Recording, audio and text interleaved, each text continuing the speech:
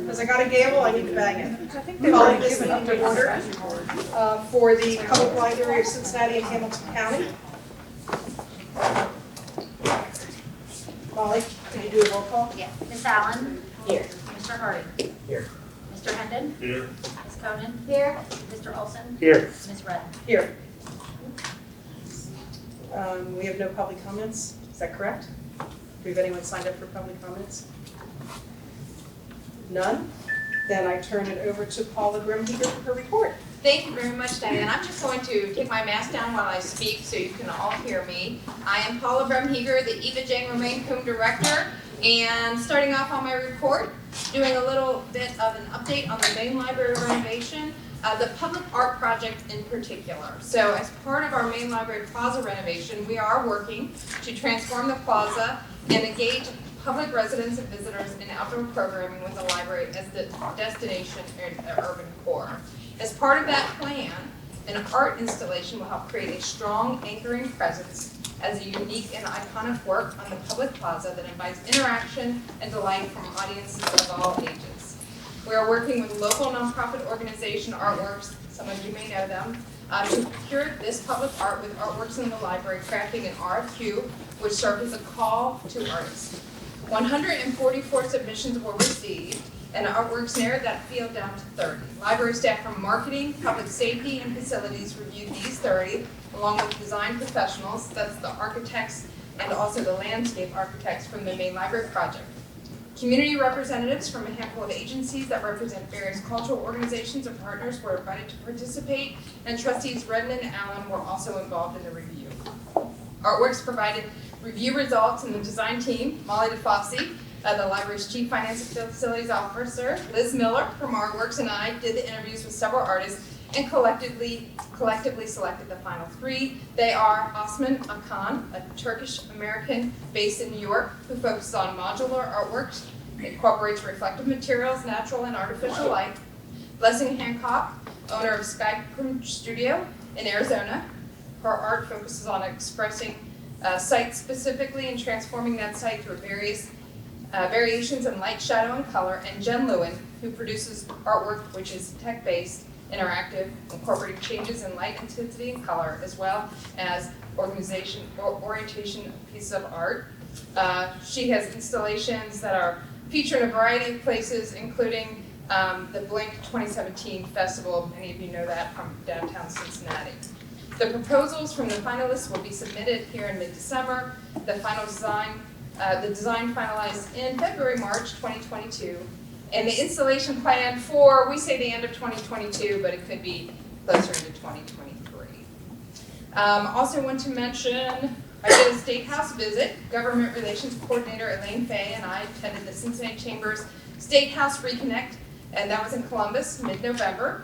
At the event, Elaine and I had the opportunity to hear from and talk with members of the General Assembly. We also attended a panel that featured former state senator and Ohio's current Chancellor of Higher Ed, Randy Gardner, who emphasized how important increased awareness about post-secondary education opportunities are for individuals in the overall health of our state's workforce in the coming years. Additional panels provided information about the latest developments on redistricting, economic development, and broadband accessibility. And finally, just a note about our 2021 operations. So I'll be presenting our full highlights at the board meeting in February, but I did want to take a quick opportunity to thank our community, our staff, our trustees for their continued patience and support in navigating another challenging year.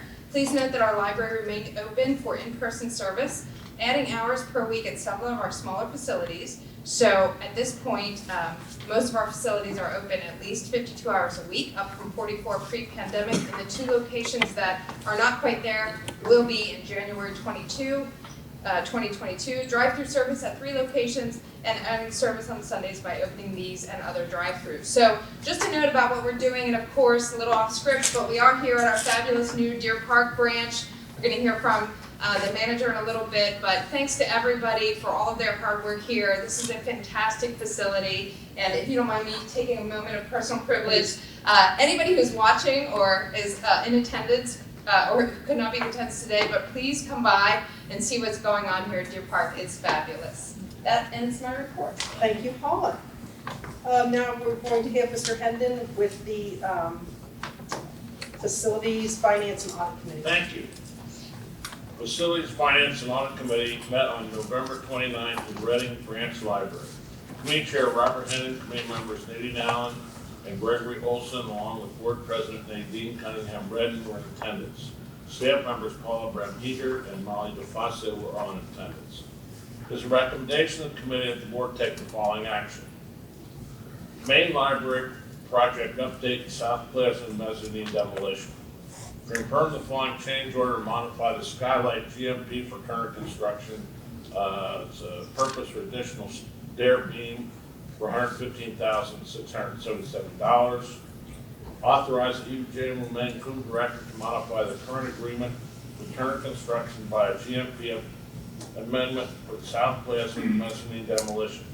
GMP inclusive of CMR fee and CMR contingency equal to or less than $5,200,000 with an overall project budget of $5,550,000.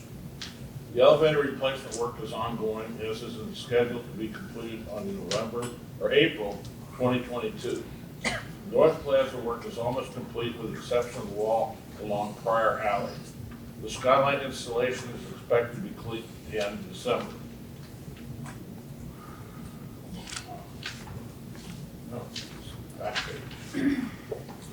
As the interior design has progressed, it was determined that the installation of beam would be necessary to support the social stair.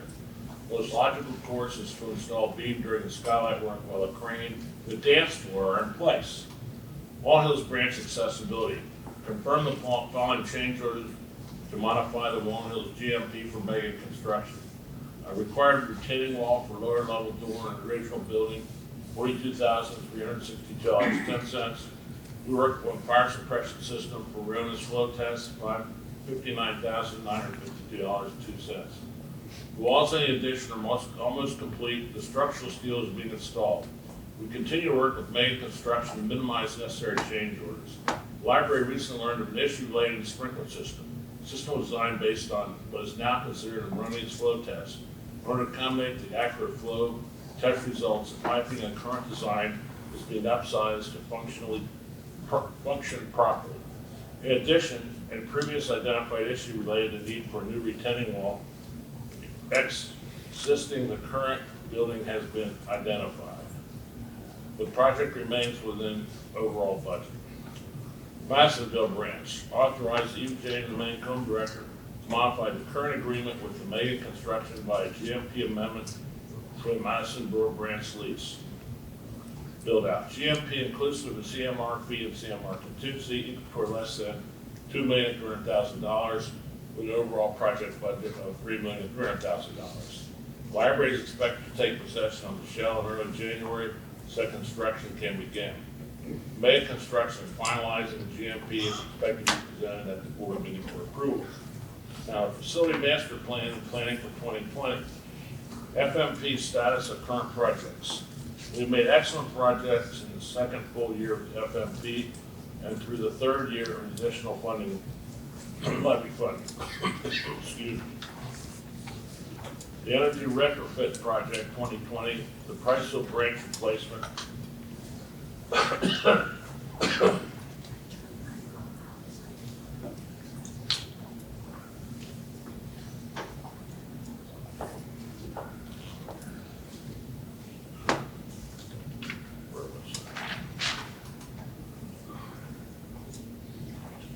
Right there at the end of the page.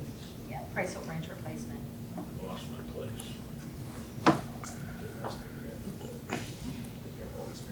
That's great. The Energy Retrofit Project, Preschool branch replacement, Deer Park branch replacement 2020 all been completed. Long Hills branch replacement is under construction. Madisonville branch replacement construction expected to begin in early 2022. At the main library, the North Plaza Renovation, elevator replacement project, skylight replacement project will all be completed late 2021 or early 2022. Demolition of the South Plaza and mezzanine will begin early 2022. The interior renovation of the south building beginning as soon as the site is ready upon completion of demolition. We plan to bundle the next planned projects: the Forest Park branch relocation, replacement, depending on land procurement, West End branch renovation, and Sims Township branch parking expansion, and a renovation is one package. Life cycle replacement, including branch refreshes and furniture replacement. In 2022, we'll begin ongoing work at Avondale, Pleasant Ridge, Coreyville. We'll also work in Green Township branch refresh. For calendar year 2022, authorize Avondale remain corrector to publish bid requests and enter into agreements with lowest responsible bidders for projects with a construction estimate of less than $1,500,000 and will involve design professional fees less than $50,000. This is a continuation of the authorization of 2021. We'll keep projects on track and not hindered by a timing of board meetings.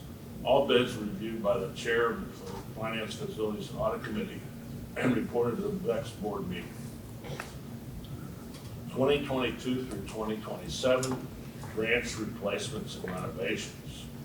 As noted earlier, we plan a package to propose Forest Park branch replacement, West End branch renovation, Sims Township branch parking expansion, and renovation together and improve efficiencies in working with design professional and a construction manager. This will be a package that will allow us to add more projects under the same agreement at the library's discretion through 2027. Approve the following advertisement requests for statement qualifications for design professional. Then there's listed here the requests for qualifications. I'm not going to read it. Now, Forest Park branch replacement. Approve the letter of intent, Exhibit 1, to exchange property with the City of Forest Park for the construction of a new Forest Park branch library. In ongoing discussion with the City of Forest Park, the library has identified an alternate site for a new branch. The site is flat. There's a commercial area next to the post office. Forest Park has plans for possible residential development adjacent to the site. The annual request for qualifications. Authorize publication of the following notice in order to establish a list of annual statements and qualifications for all three types of professional service firms in order to hire an architect, surveyor, or engineer for a project with professional service fees of less than $50,000. Not going to beat that either. All right, the Bond Hill branch lease. Approve a 5-year lease renewal, Exhibit 2, of a current Bond Hill branch lease with the City Cincinnati Hamilton County Community Action Agency beginning January 1, 2022. The monthly rent shall increase 1% from $12,561 per month to $12,687 per month for the initial year of the term and each succeeding January 23rd, 24th, 25th, and 26th until expiration of the lease. The monthly lease payments shall increase by 1%. Provisions for permanent fund principal balances. Approved revision of permanent fund trust fund amounts based on donations received in 2021. Mabel, we had $155 donations. So the principal now, it went from $130,217 to $372. King fund, principal's $25,620, $1,000 donations. Principal's $26,620. Revision of 2021 estimate resources and annual appropriations. As previously reported, PLF revenues are greater than originally estimated. Based on the overall FMP needs and exceeding available funding and challenging market conditions, we're requesting a transfer out of the general fund of $4 million to offset the above mentioned savings. Also requesting to increase the building repair fund and transfer the amount of $4 million. Authorize the following revisions to estimated resources and annual appropriations. The building and repair fund revenue transfers in $4 million, transfer increase in resources $4 million. General fund expenses transfers out $4 million, increase in expenses $4 million. Authorize to transfer funds. Authorize to transfer funds from the general fund to the building and repair fund, including the above revisions from the 2021 estimated resources and annual appropriations.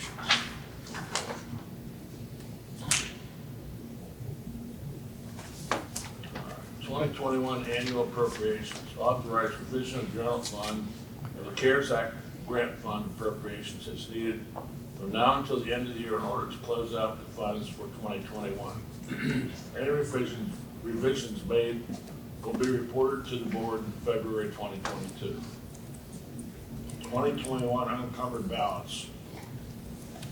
Approve that all unencumbered funds be carried forward to the general fund at 12/31/2021 in accordance with the Ohio Revised Code, section 3375.40L states that the Board of Trustees may at the end of the fiscal year, unless doing so would be contrary to law, set aside any unencumbered surplus remaining in the general or other fund of the free public library under the jurisdiction for any purpose, including creating or increasing a special building or repair fund or for operating the library and acquiring equipment and supplies.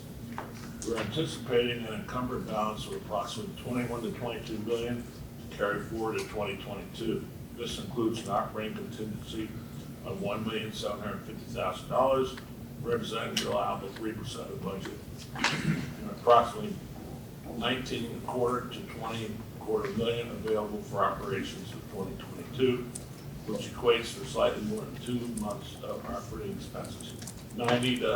I recommend that we approve these requests. Can I get a second? Second. Molly? Ms. Allen? Yes. Approved. Mr. Harding? Yes. Mr. Hendon? Yes. Ms. Konen? Yes. Mr. Olson? Yes. Ms. Redden? Yes. Thank you, Mr. Hendon. Now, I'm not done. Don't get me done quick. For information only. Sorry, I was trying to bail you. Nah.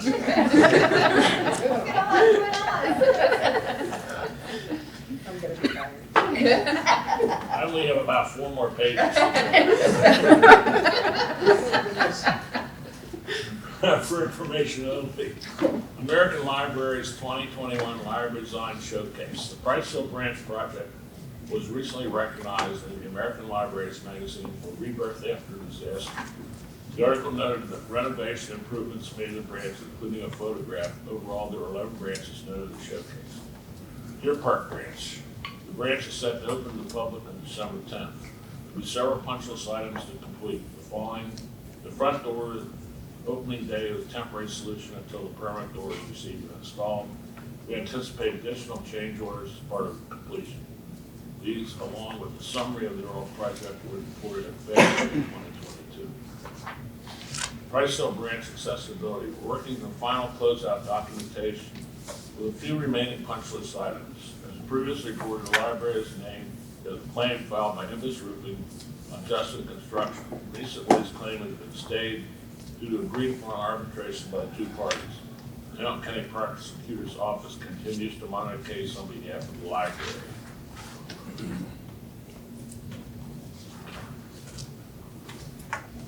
Energy retrofit project. We're still working on final closeout documentation with Geiler Company. As noted last board reports, the Geiler Company filed a claim against the library stating work performed was greater than the contracted scope. Hamilton County Prosecuting Attorney's Office is representing the library in this matter. And that concludes my report. I will thank you again, Mr. Hendon. That's quite all right. I did not read all the exhibits. There are 2, 3, 4, 5, 6 pages. You can read those at your leisure. And now we go to Human Resources Committee. Judge Allen. All right, the Human Resources Committee met on November 29th, 2021. Committee Chair, myself, and Committee Member Christopher A. Harding, along with Board President Diane Cunningham-Redden, and Board Members Robert G. Hendon and Gregory Olson were in attendance. Staff members Paula Brinkeger and Kyla Harding were also in attendance. It is the recommendation of the committee that the board accept the following recommendations. 2022 merit increases. Now I have your attention. Under our current compensation plan, staff are eligible to receive pay increases based on their performance reviews, which are completed each year between February and March. The 2022 budget includes a merit budget of 3%. Each manager is responsible for allocating the increases within the respective departments and branches, and the amount allocated may vary as it is based on performance. To adequately recognize exceptional performance, We will again include an additional amount of 0.25% for manager's discretion in recognizing exceptional performers. It is also recommended that staff who are currently at the maximum of the pay range, often referred to as red cycled, receive a one-time lump sum payment of up to 3.25% of their annual pay based on performance, and that the Eva Jane Romaine Cum Director be eligible for a merit increase that is up to the equivalent percentage budgeted for staff. The funding associated with this plan will be included in the budget outlines in the Finance, Facilities, and Audit report. The new pay structure. In January 2021, the library began an extensive compensation review with the assistance of compensation consultant, Fiscal Group. The goals of the compensation review were to raise the starting wage of our entry-level positions and to ensure alignment of our classification structure with the duties and responsibility of our positions. The compensation review is now complete, and the approval is requested for the revised pay structure shown in Exhibit 1, and our current pay structure is shown in Exhibit 2. And may I give an example of what this means?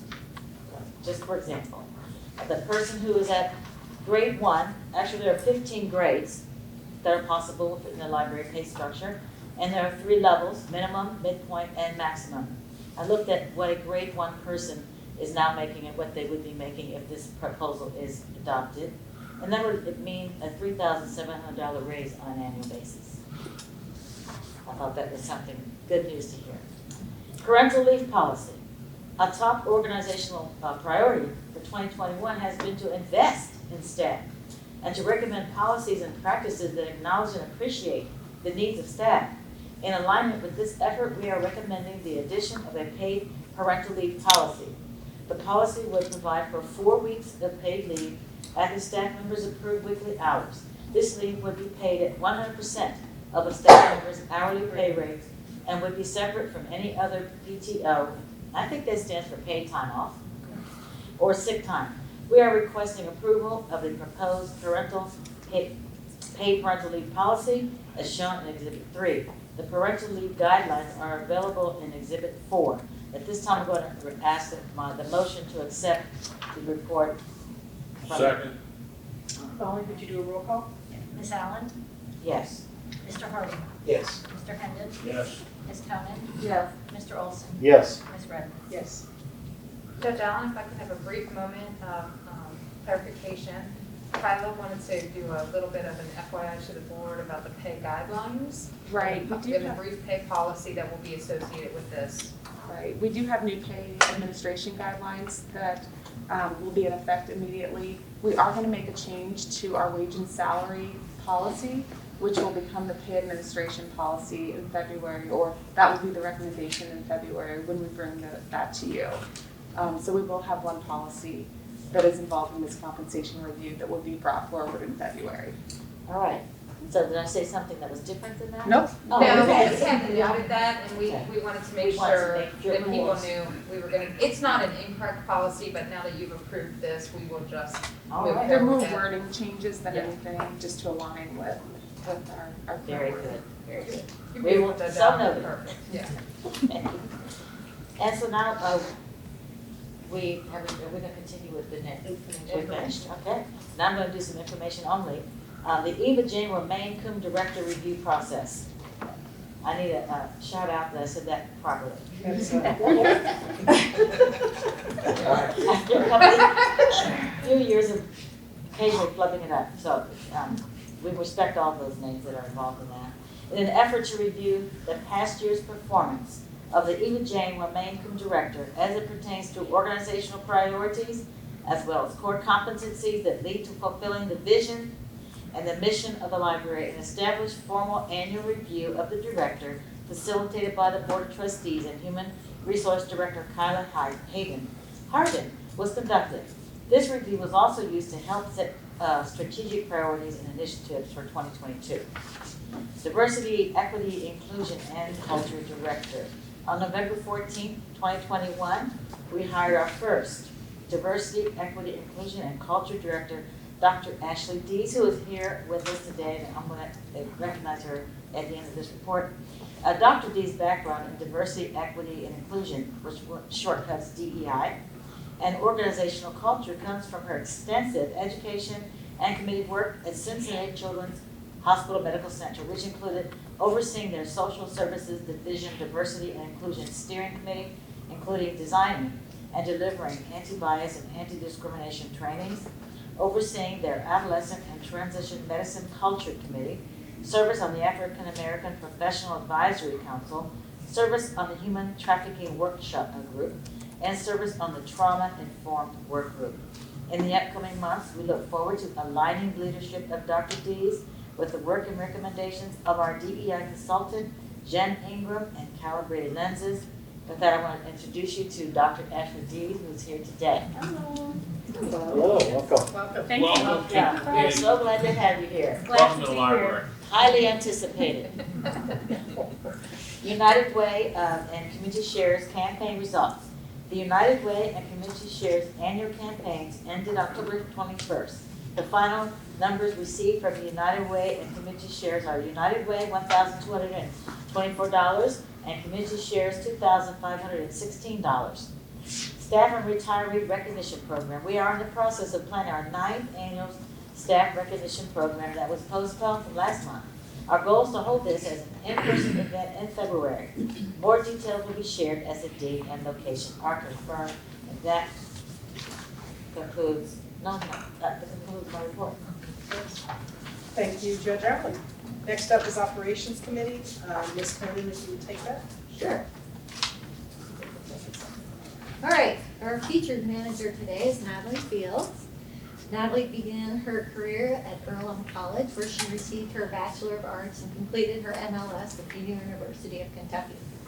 Natalie joined our library in 1997 as a shelver at the main library, and later had youth librarian roles at the Hyde Park, Wyoming, and Green Township branch libraries. In 2011, she was promoted to branch manager at the Deer Park Branch Library, where she leads dedicated staff in building relationships with customers, community organizations, schools, businesses, and local governments. We'll have, come on up, it's your turn.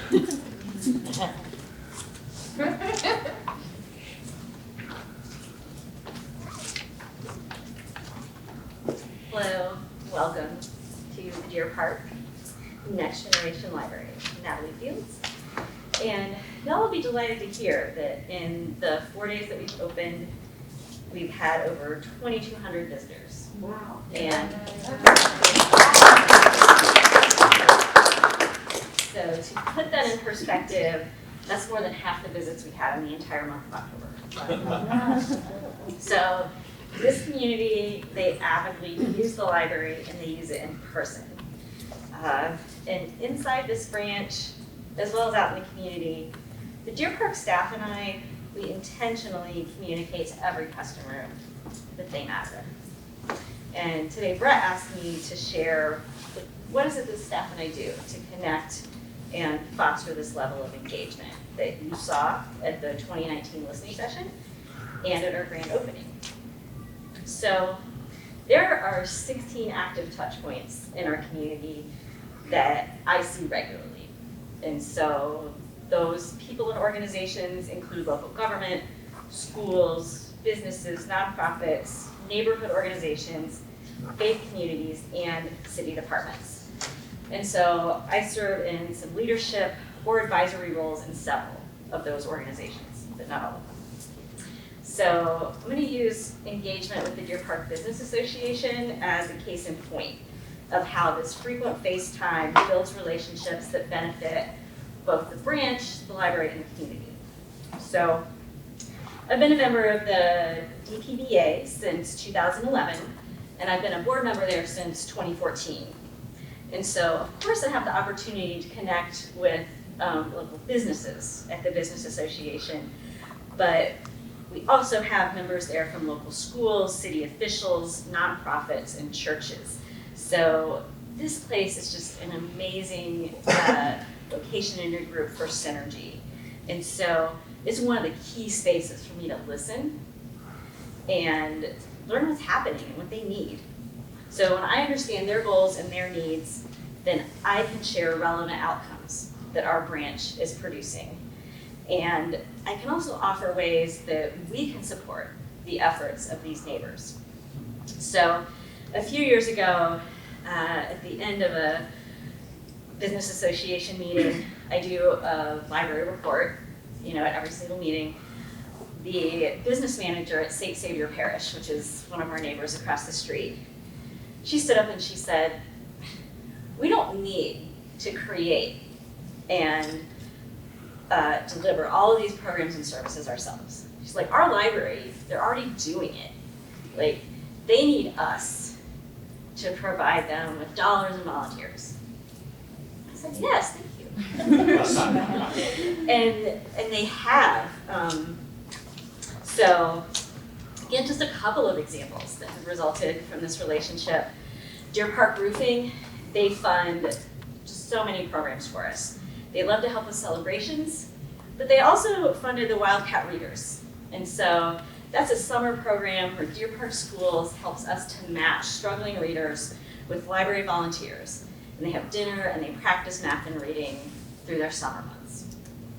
The St. Savior Parish, they funded the purchase of furniture and supplies for our pop-up preschool program.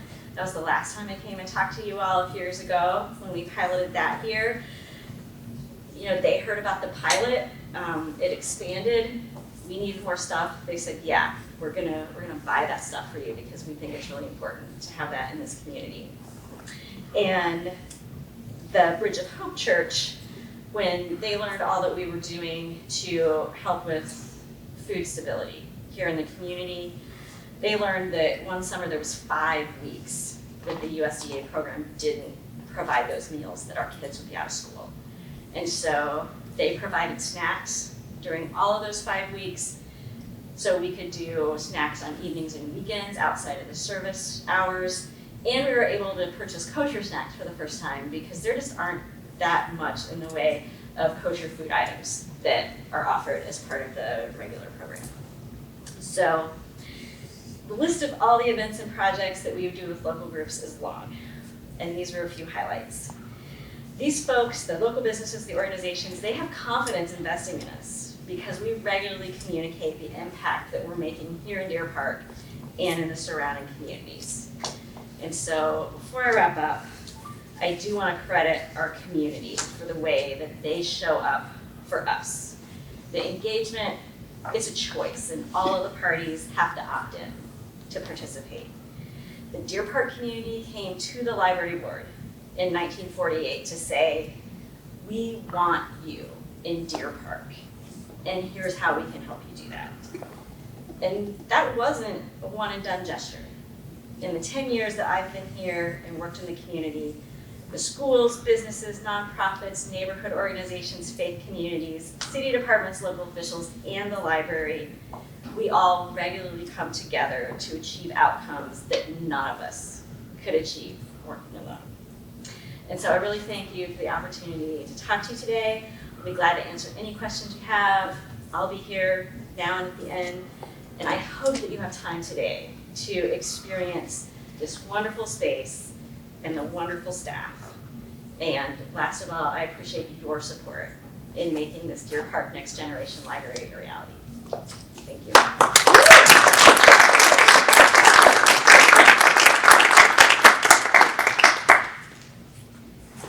Thank you, Natalie, that was awesome. I'm not sure I have any questions. Yeah, I should have stayed up there. Do you have any questions? Does anyone have any questions?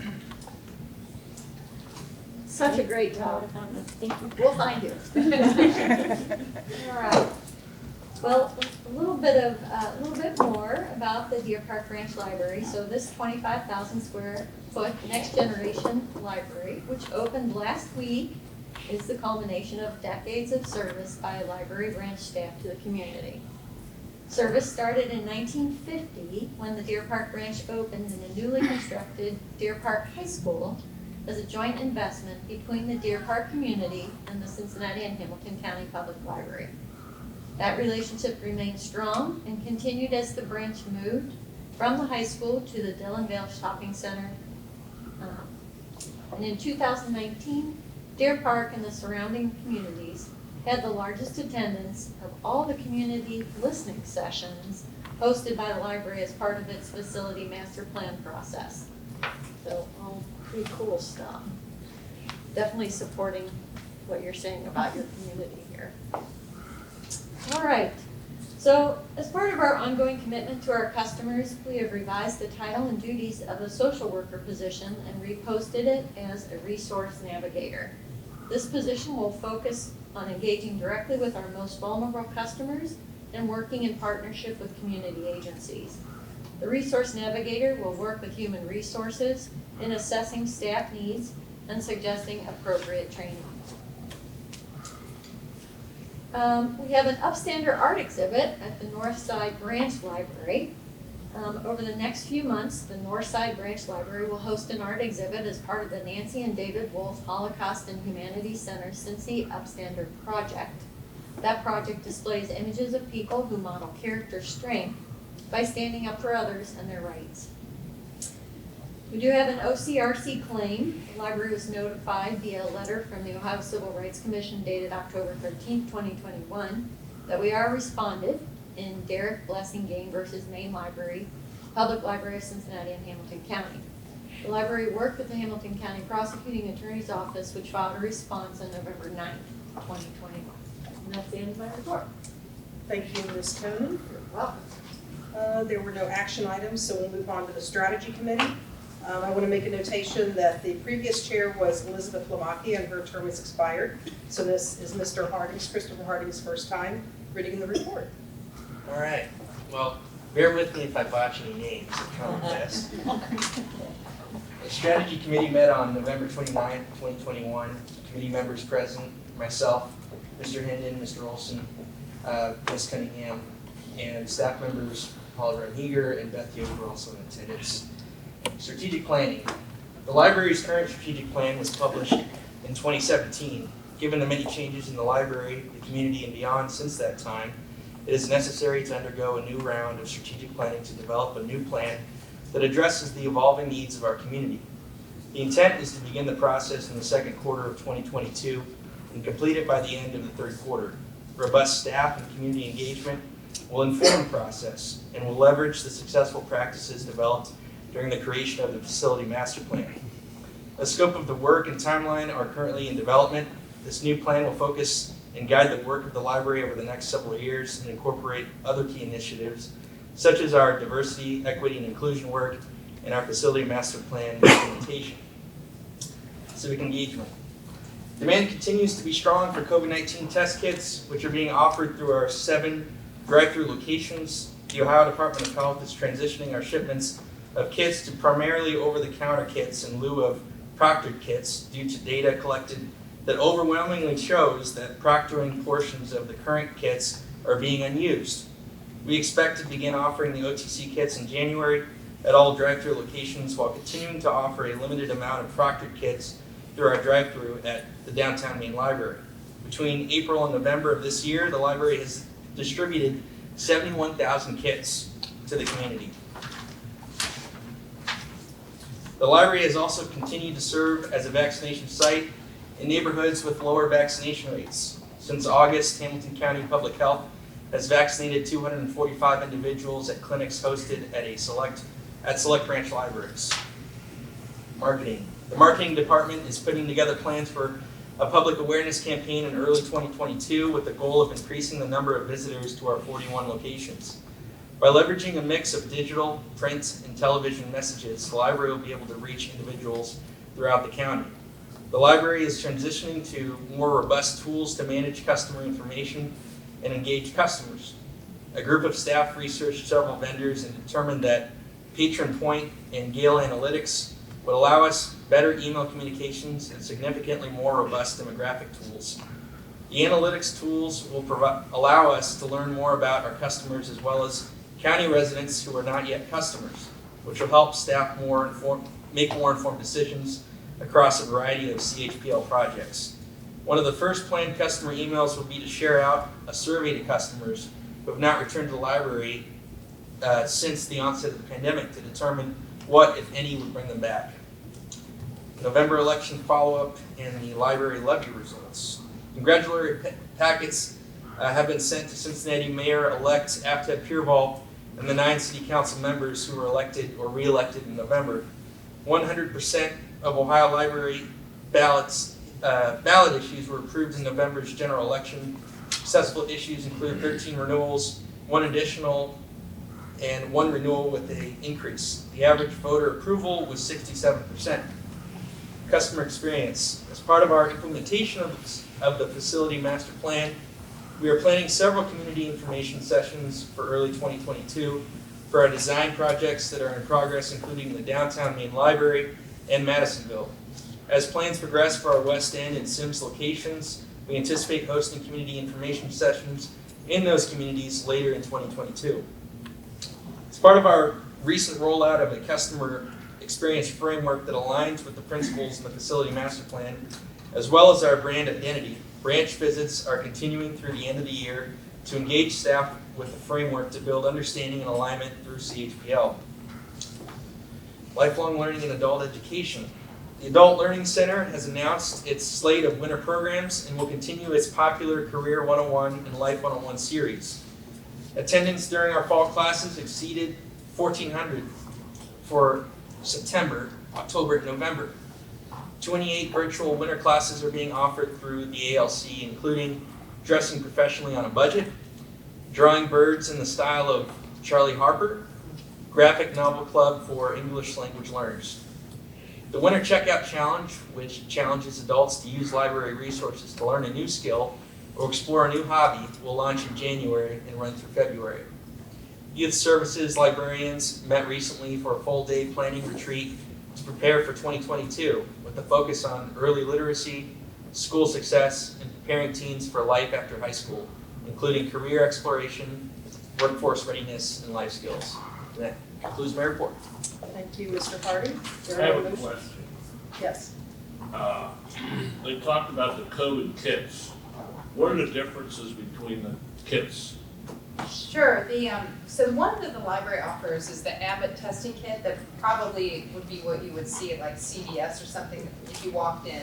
And it's provided to us through the Ohio Department of Health, and they're proctored. So as some people on staff may know this, because several people over the course of the time have taken them, but you actually like do the test, and then you connect with someone on FaceTime, and they verify that you have your results. So it's not a PCR test, but it is more official than sort of a rapid test that you're doing on your own. What the report is indicating is the Ohio Department of Health is going to transition us to a non-proctor test. So it's basically the same test, but you don't have the verification of someone observing it and saying, yes, that's official. The report doesn't note the percentage, but it's actually only, I think, less than 10% of the kits we gave out were proctored. Most people appear to be using our kits just to find out personally or for their own use if they are or are not COVID positive. So I think that's why ODH is trying to transition to something else. And just as an aside, the Ohio Department of Health has expressed repeatedly to the Ohio Library Council how appreciative they are about what libraries have done in this space, because they distribute these kits to a number of community organizations, and hands down, libraries were the place that most people were coming. They understood how to get these at the library, and earlier in the fall, I had received information that 2 of the sites that had the highest distribution in the whole state, and not just libraries, were actually the Toledo Public Library up in Toledo and our library. So we know it's been very well received. Well, I suppose it's very, something to note is that some of the places that receive the kits shut down, and so it's kind of hard to get a kit. The doors are locked, and again, our doors never did. Good point. So today you can go to one of 7 drive-throughs and still ask for a kit? You can. The only barrier is if we are out. And we are running through these things as much as we can. So we have an information you can call our virtual information center, which is our call center, and find out what's up. So we are doing our best, and the ODH is doing our best, and Holbrook and his logistics team are doing their best, and David Siders, who's our civic engagement person, whose whole life in the last several months has been about COVID testing kids. He is doing his best to keep that information flowing and get those kids as much as we can. Beth, I don't know if there's anything you want to add. Yeah, we're running out because ODH was scaling back the number of proctored kits that they were ordering and distributing in anticipation of rolling out the new unproctored ones. However, they've experienced delays with getting the new unproctored ones, so they're kind of limiting how many of the current ones we can request because their quantities are limited. So we're kind of at the mercy of ODH. But these are at this point. free, right? Yes, they're free. And you can to go our on Walgreens patrons. or They're about Normally it's $26. Yeah, you gotta pay. They're $23 at Walgreens, 26. I have some experience with this. Family members thought they were ill around Thanksgiving, and it was the chef that turned out he was positive. Oh, no. So he was hoping he'd be okay, and he was not. It's my son, also known.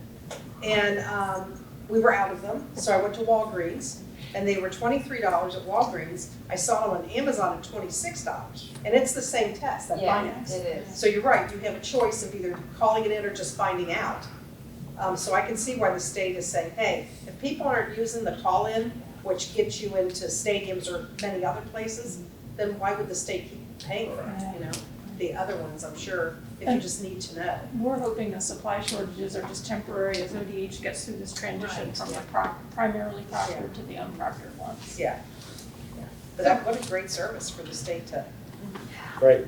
how many millions have we as taxpayers pay for these? I'm sure it's. When they came through, I believe Ohio was unique in that they used some of the ARPA money, Oh, federal yeah, that's dollars, to That's subsidize good, and this, it's so. good use of that. Yeah, That's great. exactly, so Ohio had a great idea, and then they had an even better idea of calling the Distribution. libraries and Right. saying, help us out. Yes. As Natalie pointed out, that's what we do. Remember that when the PLF comes up. Because we'll remind them. Oh, yeah. Right, Elaine? Yes.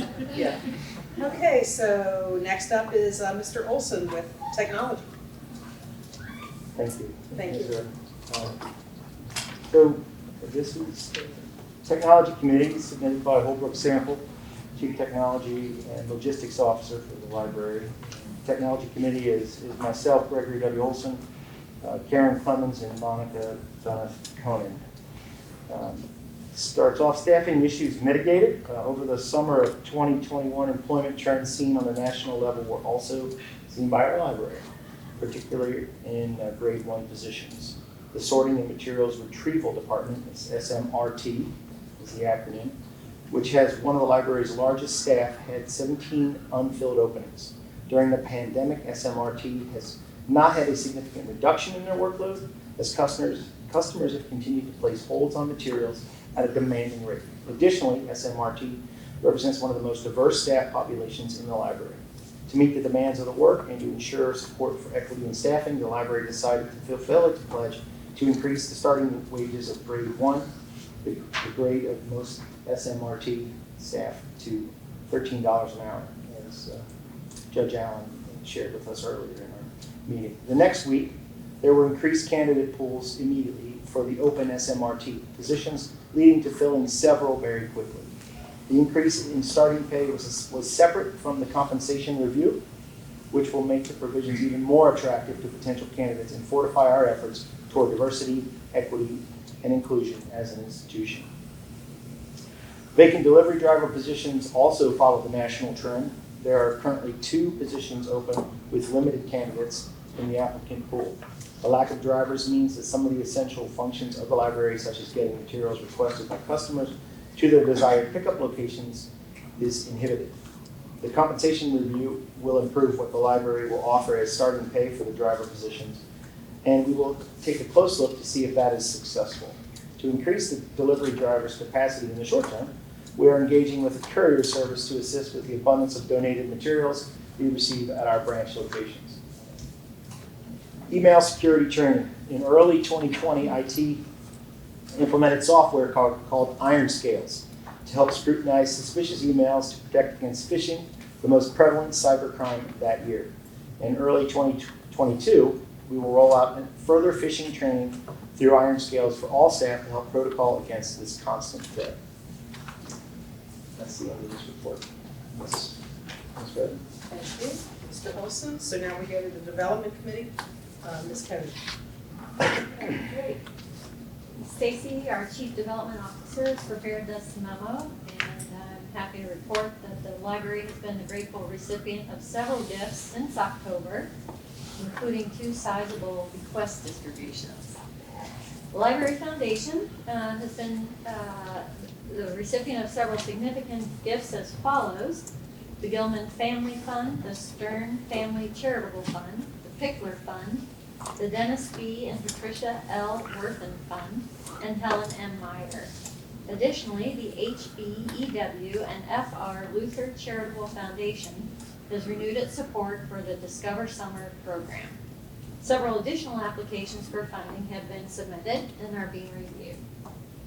The Foundation's annual end-of-year giving campaign is well underway. More than 48% of CHPL staff participated in the staff portion of the campaign.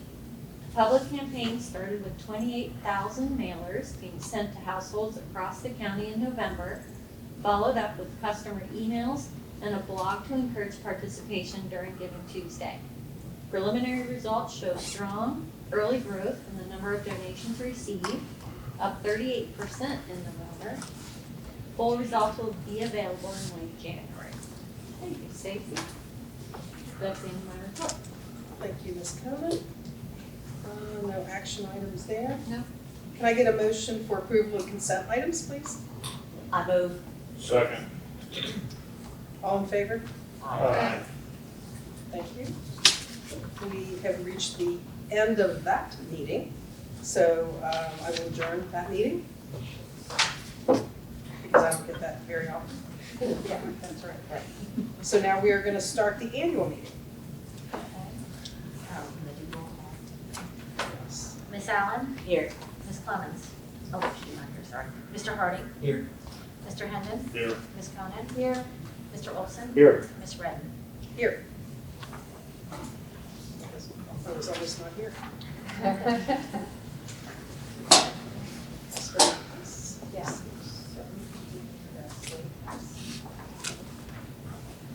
Yeah.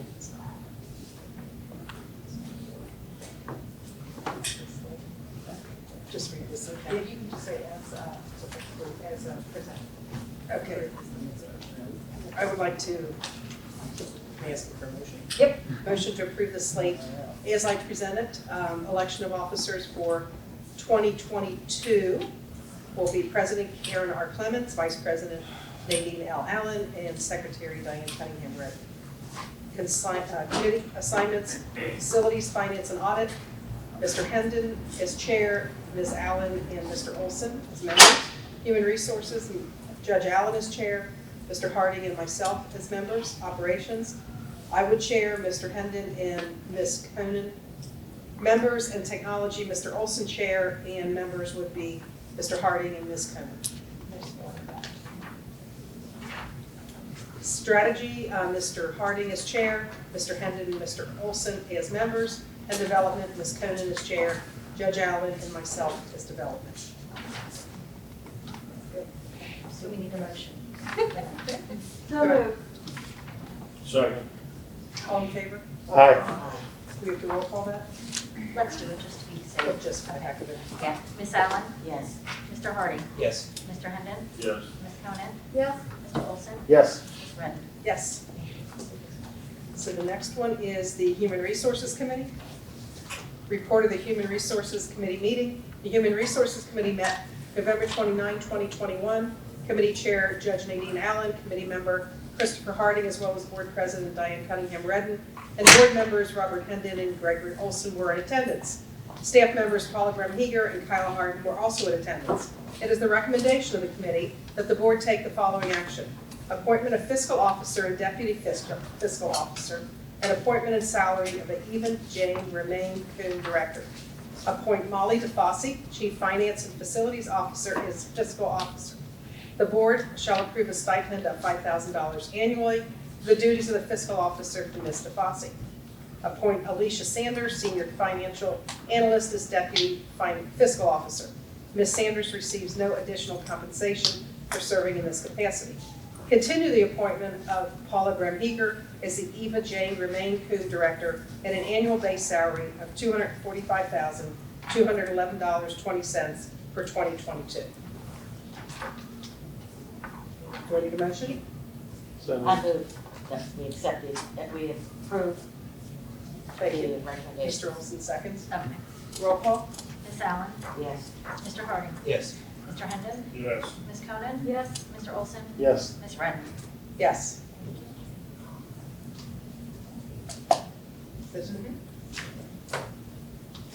Okay, next up is the Facilities, Finance, and Audit Committee. Mr. Hendon, Chair, Nadine Allen, and Gregory Olson, members, from Molly DeFosse, Fiscal Officer. This is the annual appropriation resolution and estimated resources for fiscal 2022. Read the text, but you don't need to read the boxes. Gotcha. Okay, the Ohio Department of Taxation has set our 2022 public library fund receipts of $43,481,894, and Hamilton County has estimated property tax receipts of $38,266,218. Using these amounts, the total fund of resources are estimated to be $82,968. And we have this chart for the total estimated resources of $103,468,000. It is recommended that the 2022 general fund appropriation spending authority to be set at $80,500 distributed by account as follows. Overall, the 2022 budget includes adjustments to the salary schedule as noted in the Human Resources Committee report, merit increases based on performance with the implementation timeline to be determined mid-year, funding to supplement Employee Ohio Library Council dues up 50% of the membership and cost up to $45 per employee, and support for current operations and planned initiatives. Although the budget does result in a deficit, it is in line with the projected and ending fund balance of $20 million at 12/31/22 that was included in the Facility Master MP timeline of capital transfers. And then we have the 2022 general fund appropriation, salaries to other financing total $85,680,500.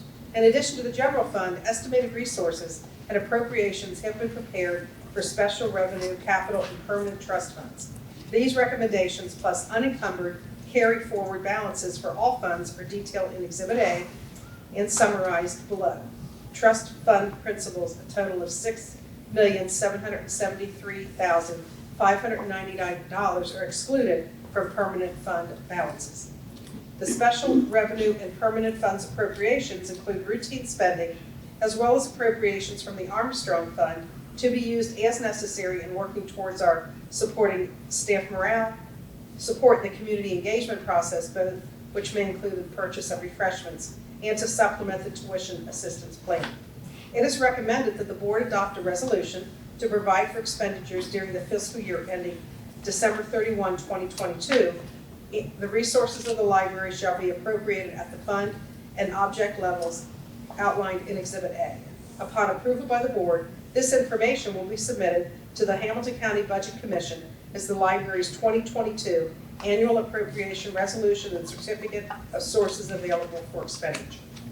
That's the end of that report. Can we get a motion to? I move that we accept that report. Thank you. Mr. Harding, second. Roll call? Ms. Allen? Yes. Mr. Harding? Yes. Mr. Hendon? Yes. Ms. Conan? Yes. Mr. Olson? Yes. Ms. Redmond? Ms. Redmond? Yes. Ms. Sills? Yes. So the next is Facilities, Finance, and Audit Committee. Mr. Hendon is the chair. Judge Allen and Mr. Olson are members. This is from Molly DeFosse, Fiscal Officer. And it is Facilities and Finance and Audit items. Public official bonds, Section 3375.32 of the Ohio Revised Code requires a library fiscal officer to execute a bond in an amount and with surety to be approved by the board, payable to the board, and conditioned for the faithful performance of the official duties required. In accordance with that statute, we are requesting approval to execute two public official bonds in the name of Molly DeFosse, Fiscal Officer, and Alicia Sanders, Fiscal Supervisor, Financial Analyst / Deputy Fiscal Officer. Her title actually might be longer than yours. Each in the amount of $500,000 for terms commencing December 31, 2021 and ending December 31, 2022. Resolution authorization for bank accounts. The annual change of officers of the board and the annual appointment of a fiscal officer requires notification to our banking service providers. In addition, they require a resolution of the board assigning the authority for financial transactions. It is requested that the board adopt the resolution attached as Exhibit A, which is based on the following provisions of the Ohio Revised Code. Per ORC 3375.32, the board shall elect a fiscal officer who shall serve for a term of 1 year. ORC 3375.36 states that the board may appoint a deputy fiscal officer. ORC 3375.35 states in part that no monies credited to a free public library shall be paid out except on a check signed by the fiscal officer of the board having jurisdiction over said monies and the president, vice president, or secretary of said board. The library traditionally has designated the fiscal officer and president as co-signers on all checks. Both signatures are applied through a secure check signing system. ORC 3375.36 states that the fiscal officer shall be the treasurer of the library funds. ORC 3375.38 states that, quote, all the duties related to the monies to the credit of or to be credited to a board of library trustees of a free public library shall be complied with and by dealing with the fiscal officer of such board, end quote. On the basis of these two broad authorizations, the library fiscal officer and by written designation, the deputy fiscal officer have been authorized to transfer funds between library accounts and to buy and sell investments. The library's investment policy approved by the board on October 13, 2015 establishes these responsibilities as well. Further, it would be impractical to require a board member's signature for these routine transactions. Our bankers also need to know who is authorized to enter into contracts and agreements. As previously established, the attached resolution designates that the fiscal officer, deputy fiscal officer, and the president or vice president jointly are authorized. The resolution also incorporates the specific resolution requirements of Fifth Third Bank.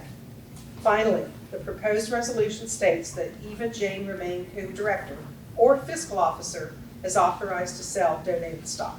These matters are submitted for review in the appropriate action. I move we accept the resolution. Second, Roll call, please. Ms. Allen? yes. Ms. Clement? Oh, sorry, Mr. Harding? Yes. Mr. Hendon? Yes. Ms. Konen? Yes. Mr. Olson? Yes. Ms. White? Yes. Move to adjourn please. You come on,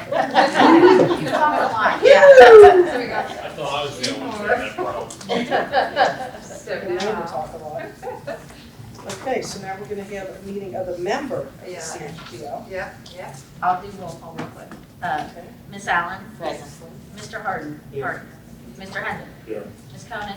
Here. Mr. Olson? Here. Ms. White? Here. So this is the meeting of the member of the Public Library of Cincinnati Hamilton County Foundation, which occurred December 14, 2021. We would have the approval of minutes attached to Exhibit A. And then we have an election of directors, and we would want to approve the slate of those directors. And then those that have decided to leave the foundation board as well. So can I get a motion? So moved. All in favor? Aye. Now, can someone throw a second in real quick? That's not very simple. Great. Okay, all right, thank you. And finally, Yeah. Okay, so this is the meeting of the Library Records Commission. Can I get an approval of the minutes for the library records, which took place on, it took place sometime in the past. Yeah. December 8th, Yes. 2020. You can go ahead and put on the other two things too, and that can be all one time. Okay. And then the Library Records Commission items. Meeting of the Library Records Commission of the Public Library of Cincinnati and Hamilton County was held on December 8, 2020. The meeting was held pursuant to, is this what I mean? yeah, you can read this. This was. That's Okay, that's too much. Yeah. Okay, this is much less. Yeah. The meeting of the minutes of the Library Commission, December 8, 2020 are submitted for approval. In the records for disposal, there are no changes to the record retention schedule. There are no gift donation records for disposal. And then the updated records retention schedule project. The project of updating the schedule with the highest priority for our newly hired records and compliance special contract. Does she already know that they have to update this right away? Already working. Oh, they took the job anyway. They took the job anyway. He did, Okay, yes. good, good for them. Okay, so can I get a motion to approve, and is this a roll call, No, we, acclamation? Everybody in favor? Yes. Aye, yes. roll call, but we're just gonna go. We'll go another roll call. No, we're good, that one, we're good. Okay, is that it? Is that it? Yeah, you want more? We can have